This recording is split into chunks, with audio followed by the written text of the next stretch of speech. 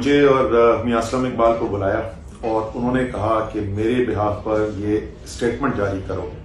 کیونکہ وہ کہہ رہے ہیں کہ میرے پاس پہلے سے بھی کچھ انفارمیشن آ رہی تھی جس کا ہمیں پہلے پتہ نہیں تھا، لیکن انہوں نے یہ کہا اور انہوں نے کہا ہے کہ 3 لوگوں کے اوپر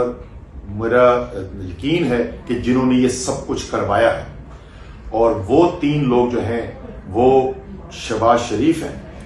وہ رانا ثناء اللہ ہیں اور وہ میجر جنرل فیصل ہیں۔ یہ انہوں نے کہا کہ میرے پاس یہ انفارمیشن پہلے آ رہی تھی جس کی بنیاد کے اوپر میں یہ کہہ رہا ہوں کہ یہ جو قاتلانہ حملہ کروایا گیا یہ ان لوگوں نے کروایا ہے،